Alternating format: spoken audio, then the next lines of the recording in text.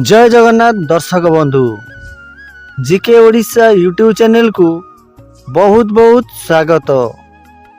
यही त्रिवेणी अमावास्या रे मोर समस्त भाई और भौणी मानंकु ढेर सारा शुभेच्छा और अभिनंदन। यही माघ मासरे जेउ अमावास्या पड़ी थाए ताहाकु त्रिवेणी अमावास्या कहा जाए। शास्त्र अनुसार यही त्रिवेणी अमावास्या रे गंगा जमुना और सरस्वती नदीर मिलन होइथाए।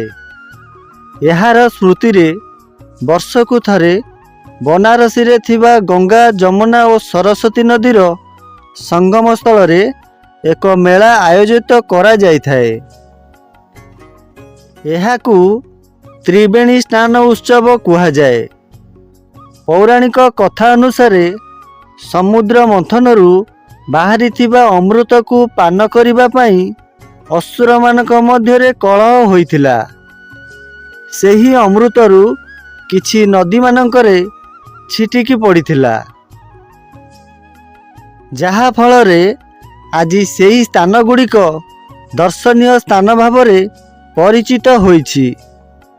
एही सबु दर्शनीय स्थान मानक मध्यरू आलाबादर त्रिवेणी संगम बहुत परिचित अटे। सेही दिन ठारू प्रतिवर्ष त्रिवेणी अमावास्या रे एही नदी कूल रे कुंभमेला आयोजन करा जाउछि। प्राचीन परंपरा अनुसार भारतर विभिन्न नदी मानकरे एही त्रिवेणी अमावास्या दिन स्नान उत्सव पालन करा जाए। ओडिशा रे मध्य यही त्रिवेणी अमावास्या बहुत धूमधाम रे पालन करा जाए। ओडिशार राउरकेला रे वेदव्यास मेला बहुत प्रसिद्ध। ओडिशा समेत अन्य राज्यरू शह शह भक्त एही स्थान को आसी थांती। त्रिवेणी घाट रे स्नान करी निजकु सानिध्य लाभ करती। पौराणिक कथा अनुसार त्रिवेणी अमावास्यार पूर्व दिन राति रे आखपाख अंचल रे थिबा देवादेवी को विमान रे बसाई नदी कूल को नहीं स्नान करा जाए। विश्वास करा जाए जे एही दिन त्रिवेणी घाट रे स्नान कले दुख कष्ट और परिवारर मंगल होइथाए।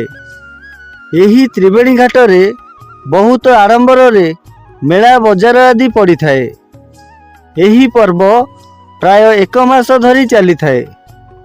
आखपाख अंचलर लोक माने यही मेला भ्रमण करी ओ एठारे स्नान करी निजकु सानिध्य लाभ करती। कहा जाए जे यही माघ अमावास्या रे माँ बिरजांको जन्मदिन होइथाए। पौराणिक कथा अनुसार पितामह भीष्म त्रिवेणी नदी कूल रे एक यज्ञ आयोजन करथिले एवं एही ठारू माँ बिरजा आविर्भाव होइथिले। एही दिन को स्मरण करी केन्द्रापड़ार माँ बिरजांको पीठस्थल रे एक यात्रा अनुष्ठित होइथाए। पड़ोशी राज्य मानकरू अनेक तीर्थयात्री आसी मेला बुलिबा सहित एठारे स्नान करी सानिध्य लाभ करती। आपण मानंकु यही त्रिवेणी अमावास्यार संपूर्ण वीडियोटी केमिति लागिला कमेंट करी आपनक मतामत निश्चय जणाइबे।